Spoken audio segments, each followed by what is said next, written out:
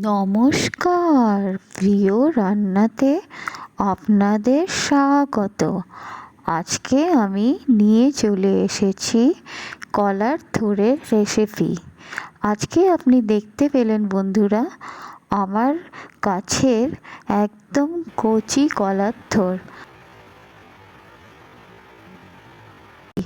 আসুন তাহলে আরম্ভ করি। এখানে আমি যেভাবে কলার থোড়গুলো কেটেছি ঠিক এইভাবেই আপনারা এই কলার থোড়টা কেটে নুন জলের মধ্যে কিছুক্ষণের জন্য রেখে দেবেন। তারপর একটা পাত্রে জল নিয়ে নুন দিয়ে ওটাকে সিদ্ধ করে নেবেন কিছুক্ষণের জন্য।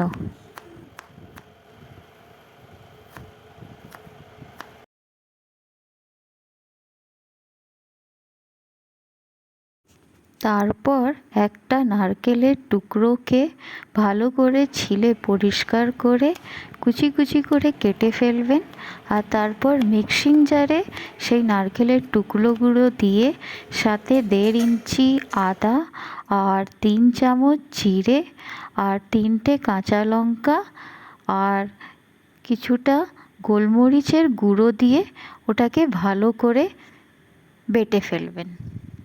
আমি এখানে শুকনো লঙ্কার গুঁড়ো একটু দিয়েছি, আপনারা যদি কম ঝাল খান তাহলে না দিলেও চলবে।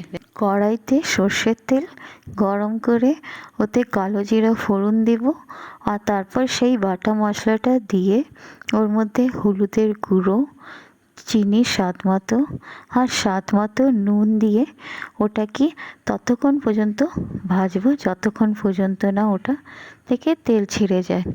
আর এদিকে আমার যে কলার থোড়টা আমি সিদ্ধ করতে দিয়েছিলাম ওটাও আমার এদিকে রেডি হচ্ছে।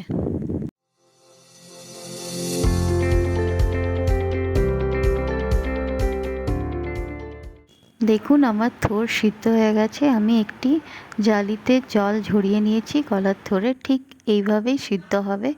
এবার আমরা এই কলার থোড়টা এই মশলার মধ্যে অ্যাড করে আরও কতক্ষণ এটাকে ভাজবো।